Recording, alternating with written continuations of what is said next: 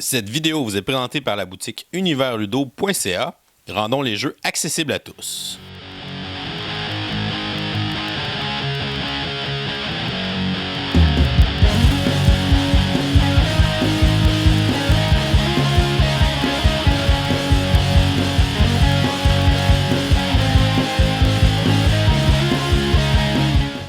Bonjour chers amis joueurs, je m'appelle LP et bienvenue finalement à un nouvel épisode de Kickstarter 101. Aujourd'hui, qu'est-ce que je vous montre? Je vous amène dans un monde fantastique. Il y a très longtemps, il y avait un archemage qui gérait le territoire, qui était très puissant, sur qui tout le monde pouvait s'appuyer. L'archemage contrôlait toutes les sphères de magie, contrairement parce qu'il était humain, c'est la seule race qui était capable de mixer les différents types de magie, contrairement aux autres races anciennes qui ne possédaient qu'un seul type de magie, ce qui faisait de l'archemage qu'il était si puissant, mais cet archemage est disparu, le territoire est tombé en décrépitude, tout est détruit, tout est sombre, tout est à redécouvrir, et la prophétie annonce qu'un nouvel élu va un jour devenir le nouvel archemage, et c'est dans le jeu Archmage qu'on va avoir cette course-là vers l'élu. Archmage, c'est un jeu qui va se jouer principe de 2 à 4 joueurs, mais il y a une variante solo si on aime les jeux solo. C'est un jeu qui va durer entre 1 et 2 heures environ, selon le nombre de joueurs évidemment. C'est designé par Tim Irima, c'est édité par Starling Games. Et qu'est-ce qu'on retrouve dans Archmage? On retrouve un jeu dans lequel il y a beaucoup de différentes mécaniques qui vont se joindre les unes aux autres pour former un tout. On a un peu de contrôle de territoire, on a un peu d'exploration, on a une gestion de main de carte, on a de la gestion de ressources. Donc, qu'est-ce que c'est tout ça? Je vous le dis tout de suite, ça a été une de mes belles surprises quand j'ai découvert ce jeu-là. Je l'avais vu initialement quand il était sorti sur Kickstarter, mais j'avais décidé de ne pas le supporter pour différentes raisons. Starling Games nous a envoyé une copie démo et j'ai été agréablement surpris par ce que j'ai vu, mais j'arrête d'en parler, je commence à vous le montrer, on regarde comment on installe ça, le plateau individuel, puis je vous dis ensuite comment on joue et ce que j'en pense. Donc, première chose qu'il y a à faire, c'est la mise en place du plateau. On a une petite aide de jeu comme ça qui est très très bien faite, soit dit en passant, où la première partie de l'aide de jeu nous résume toute la mise en place du jeu, comment elle va fonctionner. Fait qu'on va dire par exemple, place the ruined city tile. Fait que je vais aller prendre la tuile qui représente la ville en ruine maintenant au centre du plateau. Je vais aller placer ça juste ici. Autour, j'ai 6 camps qui représentent les 6 anciennes races. On va me dire aussi d'aller prendre, si j'installe une partie à 2 joueurs, d'aller prendre 3 sets de tuiles complètes et d'aller prendre 3 villes, 3 towns. Qu'est-ce qu'on veut dire par set de tuiles complètes? C'est les tuiles qui ont ce petit icône-là, juste derrière. Ces tuiles-là, il y en a beaucoup dans le jeu. Ils représentent 5 types de terrains qu'on peut aller explorer. Library, Grove, Ruins, Crypt et Mine. Fait que dans une partie à 2 joueurs, je vais prendre 3 paquets comme ça. Je vais les mélanger ensemble, puis on va faire une mise en place. Je vais vous montrer ça. On me demande aussi d'aller prendre 3 villes, 3 towns. Fait que les villes, ils vont ressembler à ceci, sont toutes pareilles. J'en prends 3. Et on va aller prendre les 6 tuiles qui sont là dans toutes les parties, peu importe le nombre de joueurs, qui sont les tuiles de campement qui ont cette icône-là. Dans les tuiles de campement, j'ai des camps en tant que tels, mais j'ai aussi des tuiles de race hybride. Les Drow, les Gremlins et les Trolls. Puis ensuite, c'est dans le livret d'instructions qu'on va m'indiquer comment je vais faire ma mise en place en tant que telle selon le nombre de joueurs. Fait que je vais juste aller prendre, par exemple, moi j'installe une partie à 2 joueurs. Fait que je vais suivre les restrictions qui sont ici. Fait que j'ai les 3 endroits pour mes villes. Je vais brasser toutes mes tuiles de camp, mes 6, puis je vais aller les placer à les icônes où il y a les tuiles de camp. Puis toutes les autres tuiles, mes 3 sets que j'ai brassés ensemble, je vais les mélanger, puis je vais aller les remplir le reste des cases qui est demandé. Et à la fin, mon plateau devrait ressembler quelque chose comme ceci. La map complète était terminée, fait que j'ai ma tuile centrale, toutes mes autres petites tuiles qui sont prêtes à l'exploration, mes campements que je ne sais pas c'est quoi, mes villes, on commence évidemment face ouverte parce qu'elles sont toutes pareilles. Qu'est-ce qui va me rester à faire dans la mise en place? Après, c'est la mise en place individuelle, fait que chaque joueur va avoir une petite tuile comme ça, qui est un rappel de la phase de préparation, des sortilèges que je peux avoir dans la partie, de ma phase de jeu, comment ça fonctionne. Chaque joueur va avoir un grand plateau comme ça, sur lequel on va passer une petite minute ou deux pour l'expliquer. Et chaque joueur va avoir une partie de matériel personnel. Fait qu'on va regarder maintenant la mise en place individuelle. Pour le plateau individuel, c'est ça le matériel qu'un joueur va avoir à lui. Fait qu'est-ce qu'on a? Premièrement, il va avoir ses acolytes. Il y en a 25 au début de la partie, qui sont des petits meeples tout charmants, comme ça ici. Il y en a 25 au début de la partie. Il y en a 15 qui vont être disponibles. 10 qu'on va les mettre dans une réserve générale. Tous les joueurs vont en mettre 10. On commence avec 15 pendant la partie. On a une tour de mage qui ressemble à ça ici qu'on va pouvoir construire pendant la partie. On a nos cubes de ressources. Il y a 6 types de ressources à l'intérieur du jeu. On va aller les placer sur son plateau principal. On a notre figure de mage avec laquelle on va se promener sur le plateau. On va la placer sur la tuile en plein centre du plateau. On a nos cartes de magie, nos sortilèges. On a 3 types de sortilèges ou 3 catégories de puissance de sortilèges, 6 cartes par catégorie, donc 18 cartes au total. Et dans le fond, on va avoir les sortilèges du premier niveau qui n'ont qu'une seule ressource à dépenser pour l'activer. Sur une espèce de fond brun, on a les sorts du deuxième niveau qui ont 2 ressources pour les activer sur un fond bleu. Puis on a les sorts or du troisième niveau qui ont 3 ressources pour les activer. La ressource qui est au centre, puis les 2 petites couleurs qui sont autour. Dans ce cas-ci, noir et vert. Celle-là, j'ai vert, rouge et jaune.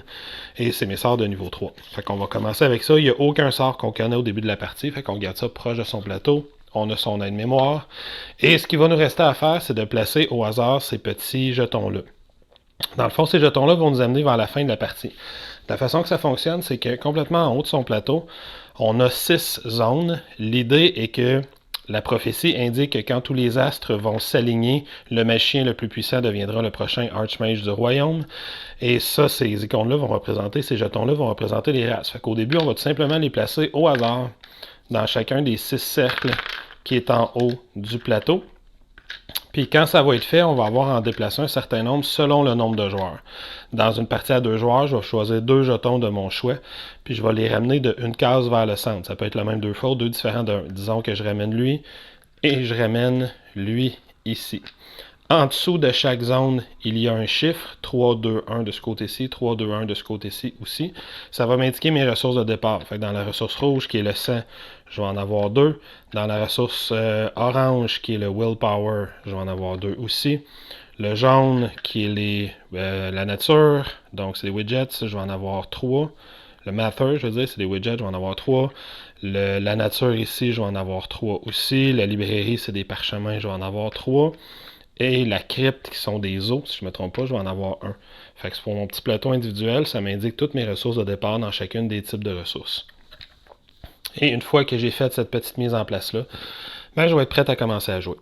Donc, pour commencer la partie, on va aussi avoir un paquet de petits jetons à placer un petit peu partout autour du plateau. Il y a des petits jetons qui sont des effets de sortilèges que je vais avoir à placer sur le plateau à différents moments. Il y a des petits jetons qui sont des espèces de sorts de protection que je peux lancer sur différentes zones du jeu, fait qu'on se garde ça pas loin. Chaque joueur a aussi une espèce de petite plaque comme ça qui va l'aider à se rappeler quel sort il a lancé par tour de. Quel sort il a lancé et quel sort doit rafraîchir à chaque tour de jeu. Fait qu'on a ça ici qu'on va se garder aussi dans sa zone de jeu. Si je reviens à mon aide de jeu de tantôt, on la garde pas loin, vraiment pratique pendant la partie. Fait qu'une phase de jeu, comment ça fonctionne? Ben, la première chose qu'on va faire à chaque phase de jeu, c'est que justement, on va enlever tous les effets des sortilèges qui sont temporaires quand c'est à soi de jouer. Fait que les sorts qu'on a invoqués au dernier tour, on va annuler leurs effets si c'était des effets qui étaient temporaires. Sur notre petite plaquette comme ça, les sorts qu'on va avoir utilisés, on va les avoir mis en haut de la petite plaquette, fait qu'on les retransfère en bas pour se rappeler que maintenant on peut les utiliser à nouveau. Chaque sort peut être utilisé une fois par tour. Fait que cette petite plaquette-là sert à se rappeler, fait qu'on va commencer par rafraîchir tout ça. Ensuite, on va ajuster ces sortilèges. Pour ajuster ces sortilèges, qu'est-ce que ça veut dire? Bien ça fait référence à notre petit plateau ici qui est individuel. J'ai dit tantôt, le plateau ici est divisé en 6 zones. Chaque zone croise les zones qui sont à gauche et à sa droite. Et chaque zone aussi, il y a 3 zones qui vont se croiser entre elles pour former une autre zone. Fait qu'au total, il y a 18 zones différentes sur ce plateau-là. 6 qui ont juste une couleur, 6 autres qui en ont 2, puis 6 autres qui ont 3 couleurs. Ça fait référence à ces sortilèges-là. C'est ça qui va déterminer à quel sortilège j'ai accès. Fait qu'au début de chacun de mes tours de jeu, quand j'ai rajusté mes sortilèges, quand j'ai regardé qu'est-ce que j'ai invoqué puis les effets qui s'annulent, je vais aller regarder j'ai combien de disciples qui sont placés sur mon plateau. Si par exemple j'ai un disciple ici qui est dans la zone mauve, ben, je vais aller prendre le sortilège mauve, qui est identifié avec un petit icône mauve complètement ici en haut à votre droite. Et je vais le mettre dans la zone de jeu. À partir de maintenant, je peux lancer le sort pense que c'est Quicken. Fait que je peux lancer le sort Quicken. Si au tour suivant, ben, je finis mon tour avec un autre machin, disons ici dans la zone rouge, ben, je vais garder mon sort Quicken, mais je vais aussi aller chercher mon sort, dans ce cas-ci, je ne le trouve pas, fait qu'on va faire cet exemple-là, le sort Transmute, qui est juste ici, que là, ici, il y a l'icône jaune. Fait que là, maintenant, je vais pouvoir invoquer 2 sortilèges.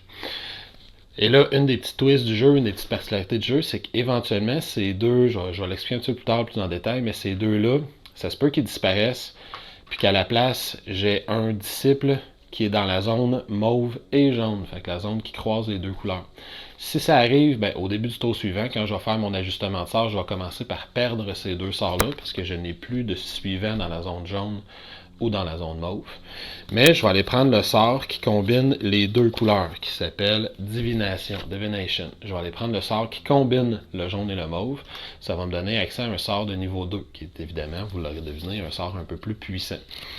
Et ça, je vais faire ça au début de chaque tour de jeu. Fait qu'à chaque fois que ça revient à moi, j'annule les effets que j'ai sur le plateau, je réactive les sorts pour que je puisse les lancer, puis ensuite j'ajuste la connaissance des sorts que j'ai, mon spellbook, en quelque sorte, mon livre de sorts, en enlevant les sorts dans des zones où je n'ai plus de disciples et en me rajoutant les sorts des nouvelles zones où j'ai des disciples. Quand ça s'est fait, la dernière chose qui me reste à faire dans ma préparation, c'est de bouger l'une des planètes vers le centre. Je prends celle que je veux dans les 6 planètes que j'ai en haut, disons que je fais avancer la noire de 1. Fait que j'ai un tour de moins à jouer. Quand toutes les planètes vont être au centre, ça sera mon dernier tour de jeu. Et comme j'ai avancé le noir de 1, ben en plus je fais une relique de 1 dans la couleur noire, donc une ressource noire.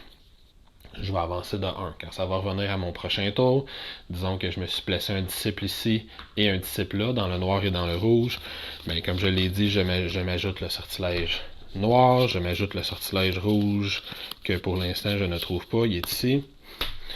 Et au début de mon tour, ben là, il faut que j'avance une autre planète, disons que j'avance le jaune, je vais avancer le jaune, je fais une ressource de jaune, et je continue comme ça tous les tours de jeu. Fait que la connaissance des sorts que je vais avoir va changer de tour en tour. Je vais faire une ressource gratuite à chaque tour de jeu. Et, comme je le répète, quand toutes les planètes seront près du centre, au moment où je vais déplacer la dernière planète, ça va indiquer que c'est mon dernier tour de jeu à moi. Et évidemment, tout le monde va faire la même chose. Fait que quand tout le monde va avoir pris son dernier tour de jeu, on va jouer un nombre de tours égal. On va regarder qui a le plus de points de victoire, puis on va déterminer le vainqueur. Fait que ça, c'est pour la première phase du jeu, la préparation. Donc, quand j'ai terminé de faire ma phase de préparation individuellement, c'est-à-dire que j'ai enlevé les effets de sortilège qui restaient sur le plateau de mes effets temporaires, j'ai ajusté les sorts que je connais, puis j'ai replacé les sorts que j'avais déjà invoqués au tour précédent, je les ai replacés pour les remettre disponibles. J'ai ajusté les sorts que je connais en fonction des disciples que j'ai sur mon plateau personnel, j'ai avancé une planète de 1, j'ai fait la ressource appropriée. Une fois que j'ai fait ça, j'ai eu ma phase de voyage, ma phase d'exploration en tant que telle. Dans la phase d'exploration, je vais toujours commencer du centre. C'est le seul moment où les différents machins vont pouvoir se retrouver sur la même case, c'est au départ du jeu. Puis je vais avoir 5 points de mouvement à dépenser. Fait que pour un point de mouvement, je vais pouvoir tout simplement me déplacer d'une case. Puis à partir du moment que j'ai fait mon premier point de déplacement, pour le reste de la partie, je ne peux plus retraverser la case où il y a le machin adverse. De la même façon, si une tour de mage est installée quelque part, un machin opposé ne peut pas avancer sur une case où il y a une tour de mage adverse. Mis à part ça, je peux me déplacer comme je veux.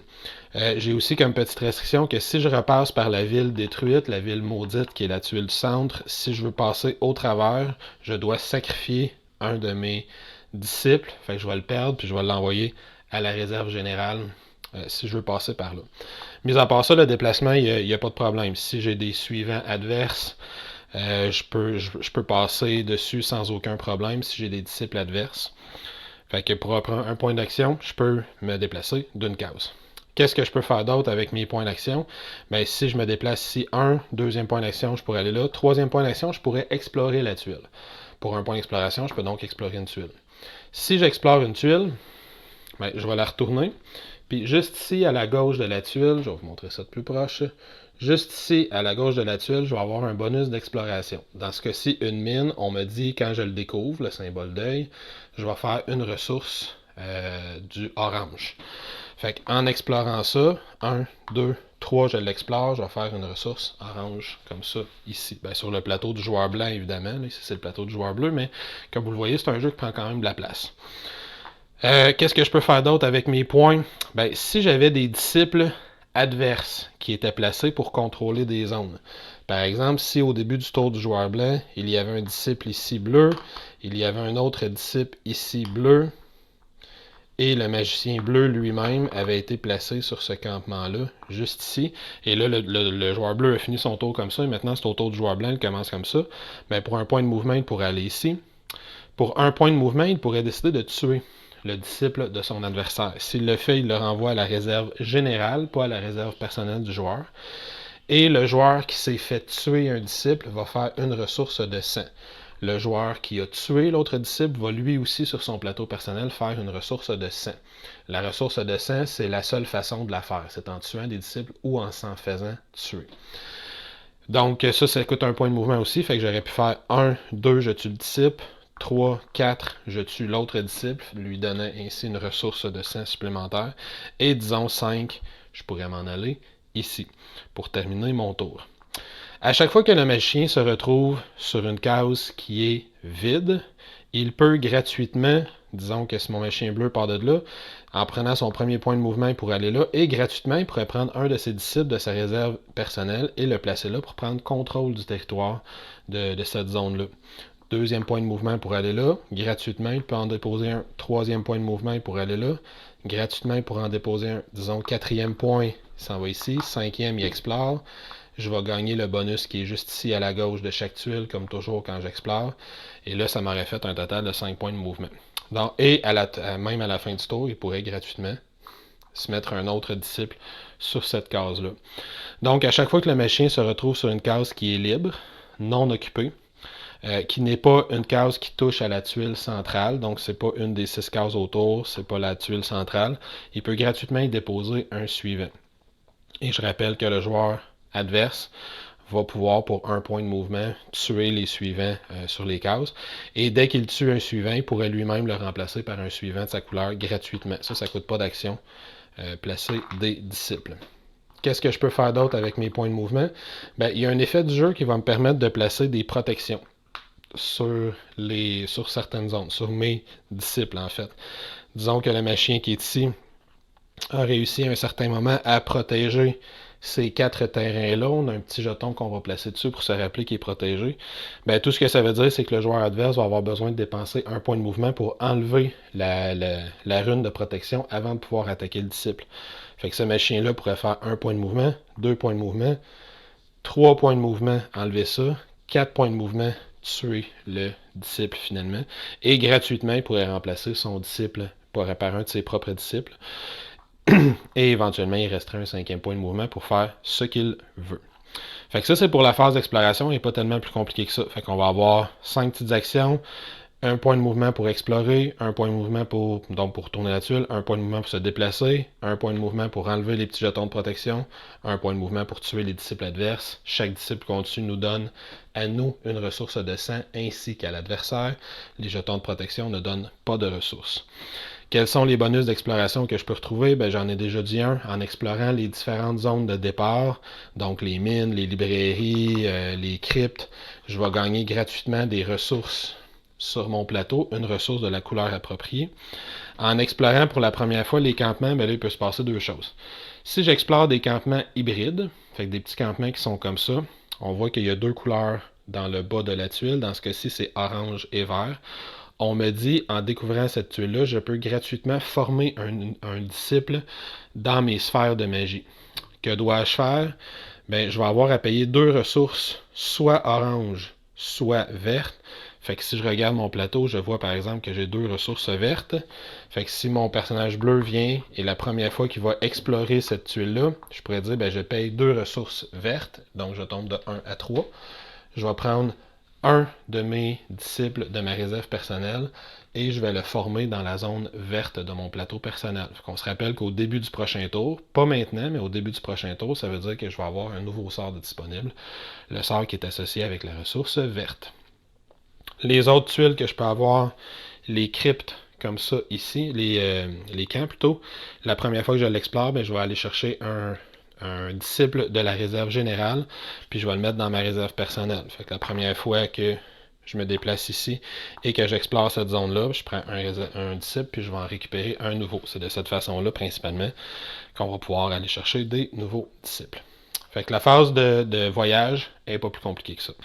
Donc, à la fin de la phase de déplacement, l'endroit où je vais arrêter mon déplacement va me donner une action. C'est la troisième phase du jeu qui s'appelle Journey's End. Fait que je rappelle rapidement, j'ai toujours une phase de préparation, je vais ajuster mes sorts, avancer mes petites planètes, je vais ajuster les sorts selon les disciples que j'ai sur mon plateau. Je vais avoir une phase 2 où j'ai 5 points de mouvement à dépenser sur le plateau, une phase 3, une action à prendre, et l'action va être déterminée par la case où j'arrête. Fait que quelles sont les actions possibles? Ben, si j'arrête sur un campement, les actions possibles sont toujours écrites complètement à la droite du plateau. Fait que si j'arrête sur un campement ici à droite du plateau, on voit que je peux engager 3 nouveaux disciples. Fait que je vais aller me chercher tout simplement 3 disciples de la réserve générale, puis je vais les mettre à ma réserve personnelle.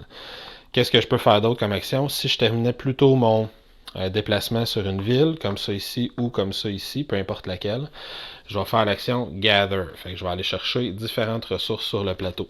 Comment je vais calculer les ressources que je gagne? Ben, chaque terrain que je contrôle va me rapporter une ressource, incluant la ville elle-même, où je prends mon action. Fait que quelles sont les ressources? Chaque terrain mauve que je contrôle me rapporte une ressource mauve, chaque terrain orange me rapporte une ressource orange, chaque terrain vert une ressource verte, noir une ressource noire, ainsi de suite. Fait que dans ce cas-ci, mon joueur bleu gagnerait 2 ressources mauves, une ressource noire, une ressource orange, parce que sa tour de mage contrôle aussi un territoire. Pour les villes qu'on contrôle, ben, on a le choix. On peut gagner soit un nouveau disciple, soit une ressource de la couleur de notre choix. Fait que ça, c'est un petit joker. Et ici, j'ai une petite erreur. Les campements hybrides, on ne peut pas déposer des disciples dessus, fait qu'on ne peut pas les contrôler en tant que tel. Fait qu'ils ne donneront pas de bonus pour l'action Gather de la ville. Je ne suis pas censé avoir de disciples sur les campements hybrides. Ils sont trop orgueilleux pour qu'ils acceptent qu'un disciple reste en place et traîne dans la place. C'était juste pour l'exemple. Fait que ça, c'est pour l'action de ville. Quels sont les autres types d'actions que je peux prendre? Ben, je peux aller entraîner des disciples. Si je termine soit sur un campement hybride, fait que les campements qui sont à l'extérieur de la ville, mon autre devrait être dans une des tuiles qui est juste ici, c'est celui-là. Si je termine dans un des campements hybrides ou si je termine dans l'un des 6 campements des anciennes races autour du plateau, je peux entraîner des nouveaux disciples dans les voies de la magie sur ce plateau-là. Comment ça fonctionne? Ben, si je vais, par exemple, voir les trolls, le troll, ça va être écrit ici, il me permet d'entraîner un maximum de 2 disciples de 2 couleurs différentes. Les 2 couleurs étant, dans son cas à lui, orange et vert. Fait que si je paie 2 oranges et 2 verts, je vais pouvoir me rajouter un disciple dans l'orange et un disciple dans le vert.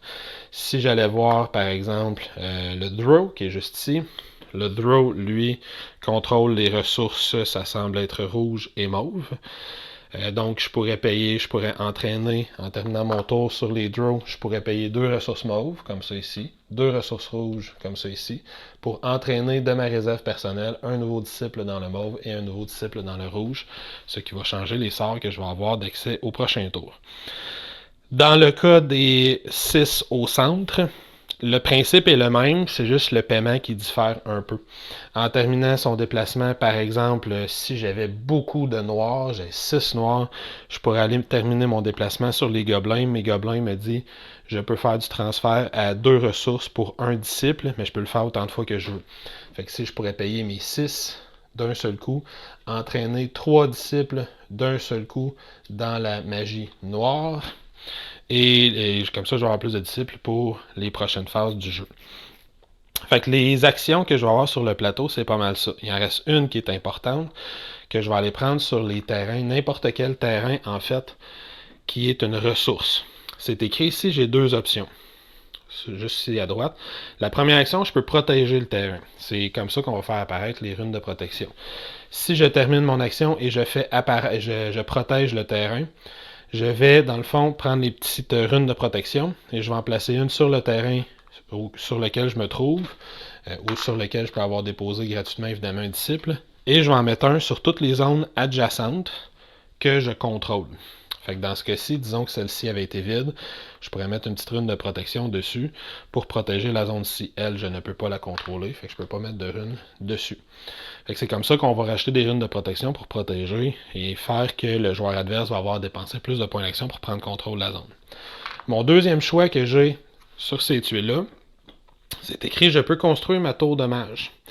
Quand je construis ma tour de mage, premièrement, gratuitement, je vais gagner un bonus une fois.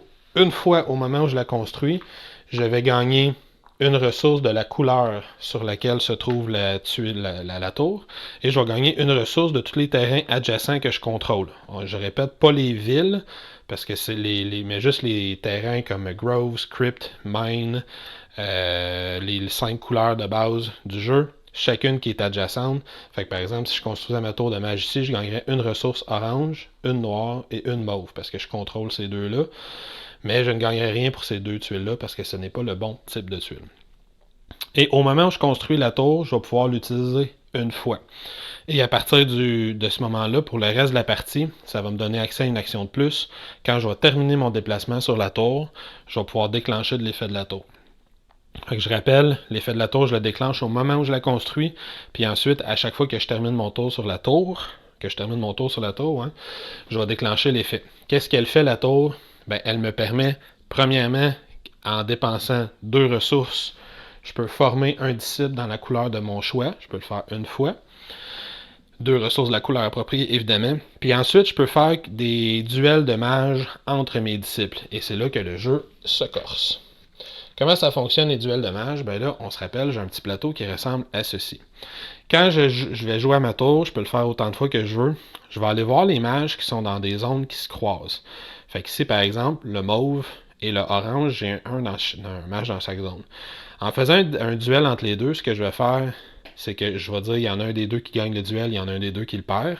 Celui qui perd le duel retourne à ma réserve générale. Celui qui gagne le duel avance d'un rang. Fait qu'il va aller dans la couleur qui croise les deux.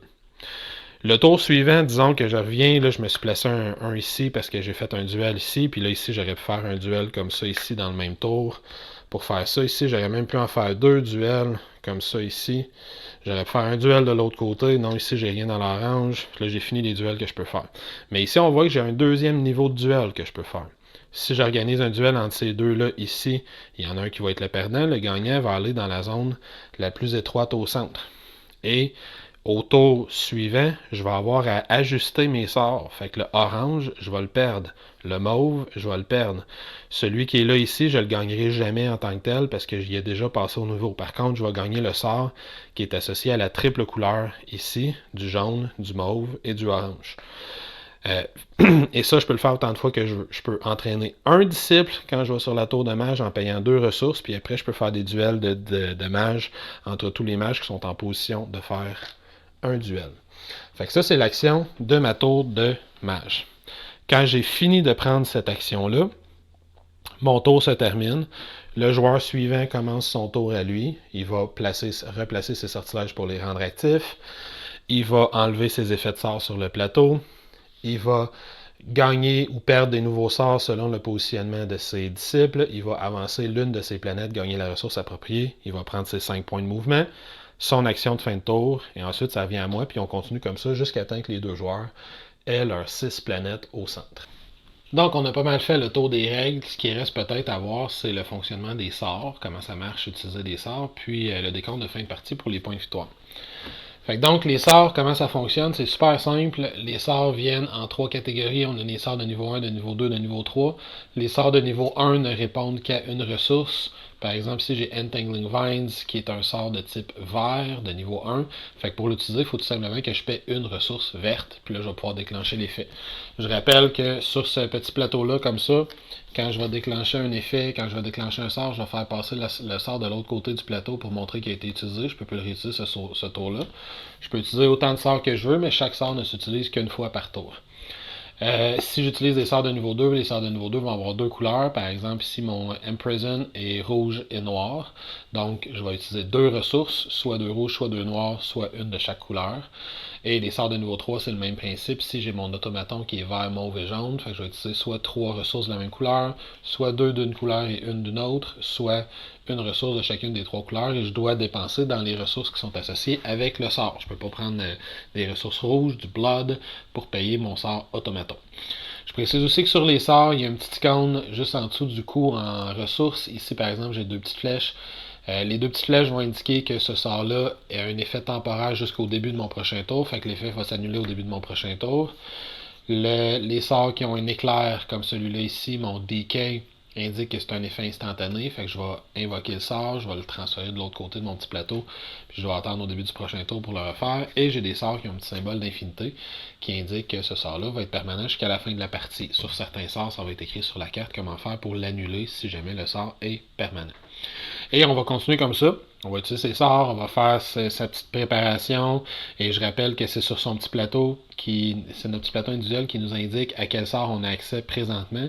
Par exemple, lui, il y a un personnage il y a un disciple dans le mauve, un disciple dans l'orange et 2 disciples dans le noir, ce qui lui donne accès au sort de niveau 1, mauve, orange et noir. Fait qu'ici, il faudrait que j'enlève le vert. Ah ben non, il y a du vert aussi. Fait qu'il garde son vert, mais il gagne en plus mauve et orange. Fait qu'il y a 4 sorts de niveau 1 de disponibles qu'il peut invoquer. Il y a ici un personnage, 2 disciples qui sont dans la zone qui mixe le rouge et le noir. Fait que j'ai le sort qui mixe le rouge et le noir. Et j'ai un disciple dans la zone qui mixe le orange, le jaune et le mauve. Fait que j'ai le sort qui mixe ces 3 couleurs-là. Fait que pour le plateau individuel ici, faut toujours surveiller, c'est ça qui nous donne accès à nos sorts. Fait qu'on va continuer comme ça jusqu'à temps que nos 6 planètes se retrouvent dans l'axe central. Fait que là, tous les axes se croisent, ce qui indique la fin de la partie. Et là, on va faire un décompte de points de victoire pour la fin de la partie. Première chose qu'on va regarder dans le décompte, c'est le nombre de points de victoire que nos sorts valent. Fait qu'on va tout simplement prendre ce petit plateau-là, puis on va le tourner de côté. Puis là, on voit que mes sorts de niveau 1 valent 1 point de victoire, mes sorts de niveau 2 en valent 2, puis mes sorts de niveau 3 valent 4 points de victoire. On va faire le décompte là-dessus. Il y a certains sorts qui vont donner une valeur des points de victoire négatifs dans la partie. On va faire le décompte de ça aussi. On a d'ailleurs un petit pad comme ça qui vient pour pouvoir compter nos points. Et on a finalement une petite zone de contrôle de territoire, une petite phase de contrôle de territoire à faire. Chaque ressource de type Wilderness, fait que les terrains de base, les 5 couleurs de terrain, le mauve, le jaune, l'orange, le vert et le noir, ces 5 couleurs-là, on va regarder qui est majoritaire sur les tuiles qui sont sur le plateau. Le magicien donne le contrôle de la tuile, les disciples donnent le contrôle de la tuile, la tour ne donne pas le contrôle de la tuile. Donc on va regarder qui est majoritaire sur ces 5 couleurs-là. Dans une partie à 2 joueurs, dans n'importe quel décompte, si un joueur qui est majoritaire seul, pour chaque couleur, il va faire 2 points. Fait qu'il y a 5 couleurs à aller chercher comme ça. Dans une partie de 2 joueurs qui sont à majorité à égalité, fait que j'ai 2 joueurs qui contrôlent 2 territoires, puis j'ai un troisième joueur qui en contrôle juste 1, par exemple. Les 2 joueurs qui sont à égalité en majorité vont faire chacun 1 point. Puis s'il y a une triple égalité pour la majorité, il n'y a aucun des 3 joueurs qui va marquer les points. Fait qu'on va regarder ça. On va faire la majorité pour les 5 types de terrain. Ça va donner un autre 10 points de victoire à partager. On va regarder qui a le plus de points de victoire. Celui qui en a le plus l'emporte. En cas d'égalité, c'est celui qui a le plus de sorts de niveau 3 en premier. Celui qui a le plus de sorts de niveau 2 s'il y a une égalité encore. Celui qui a le plus de sorts de niveau 1 s'il y a encore une égalité. Celui qui a le plus de disciples sur son plateau personnel. Puis la 5e bris d'égalité, c'est celui qui a le plus de disciples sur le plateau principal. Fait qu'une fois qu'on a passé tous ces bris d'égalité-là, on peut déterminer qui est le nouvel Archmage du royaume. Donc, Archmage, qu'est-ce que j'en pense? Je l'annonce tout de suite, tout de go. C'est un jeu que j'ai vraiment beaucoup aimé. Ça a été mon coup de cœur au mois de septembre. Ça a été un des jeux que j'ai le plus apprécié dans les dernières semaines. C'est un jeu que j'ai noté 9 sur 10 sur Board Game Geek. Je garde ma note de 9 sur 10. Je l'apprécie énormément. Pourquoi je l'aimais tant que ça? Premièrement, il mélange beaucoup de mécaniques que j'aime. Il y a du contrôle de territoire, il y a la gestion de ressources, il y a une petite gestion de main de cartes avec des sortilèges qui ont des effets extrêmement puissants. Même les effets du niveau 1 sont super efficaces. Fait qu'on a l'impression d'avoir un engin qui se construit, qui est efficace rapidement, que nos sorts sont utiles. Il y a aussi un petit peu de take that, mais le take that n'est pas trop punitif, il n'est pas trop dommageable, parce que quand j'attaque des unités adverses, quand j'attaque les disciples de mes adversaires, je les tue, je les enlève du plateau. Par contre, je leur donne une ressource. Une des 6 ressources du jeu, c'est comme ça qu'il faut l'avoir, il faut attaquer ou se faire attaquer. Donc, je lui donne accès à la formation de nouveaux disciples de cette couleur-là, je donne accès à ses sorts de cette couleur-là. S'il en possède, ça va lui donner les ressources pour pouvoir les invoquer. Fait que l'aspect take that, il y en a un, mais il n'est pas dérangeant pour moi, à tout le moins. À part ça, qu'est-ce que j'aime? Les composantes sont super belles. Moi, je pense que j'ai la version Deluxe Kickstarter. Je ne suis pas certain, mais je crois que oui. Fait que je sais pas qu'est-ce que j'ai exactement comme différence de composantes. Je sais que mes petits jetons de protection, j'ai une version en bois un petit peu plus grosse pour mes espèces de runes de protection que je peux mettre sur le plateau. Ça, je le sais. Les cartes, moi j'ai des cartes foil, des cartes comme métalliques avec un espèce de petit effet de brillance dessus. Je sais pas si c'est les cartes qu'il y a dans la boîte de base. Si c'est le cas, c'est vraiment une grande qualité de cartes. Elles sont vraiment super belles. Les effets des cartes sont le art, le visuel des cartes est intéressant aussi.